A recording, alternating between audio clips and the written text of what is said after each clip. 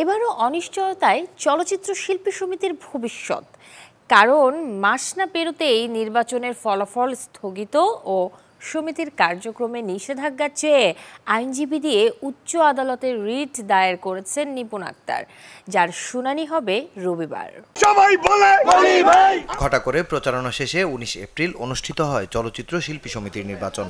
পরদিন ২০ এপ্রিল নির্বাচনে শিল্পীদের রায় মেনে বিজয়ীদের গলায় এভাবেই মালা পরিয়ে দেন পরাজিত প্রার্থী নিপুণ আক্তার।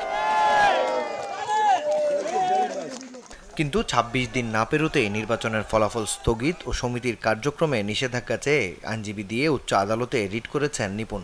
আগামী রোববার বিচারপতি নাইমা হায়দার ও বিচারপতি কাজী জিনাত হকের বেঞ্চে এই রিট আবেদনের শুনানি হবে বলে জানিয়েছেন নিপুণের আইনজীবী।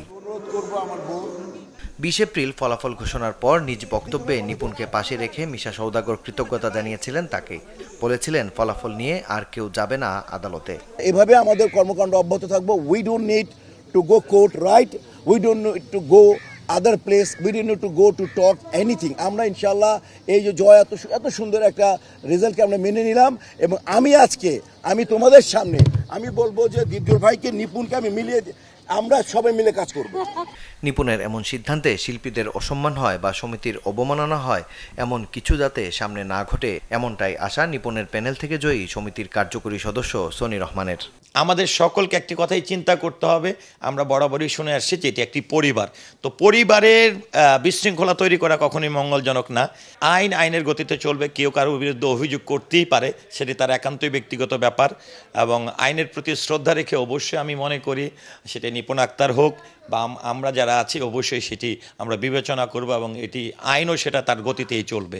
এদিকে নিপুণের রিটের খবর যখন আলোচনায়, তখন মুঠোফোনে চ্যানেল 24কে দীপজল বলেন, রিটের কাগজ হাতে না পেয়ে বলবেন না কিছুই, তবে আদালতের সিদ্ধান্তের প্রতি আস্থা রাখতে চান তিনি।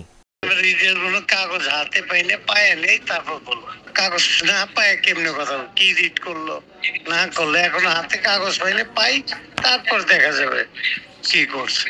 দেখার কিছু নেই। রিটে কোর্টে যদি হয় কোর্টের বিচার কোর্টে করবো।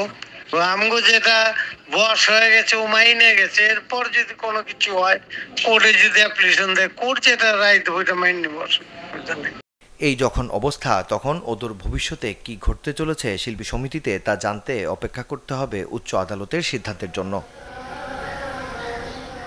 মাকসুদুল হক ইমু, চ্যানেল 24, ঢাকা।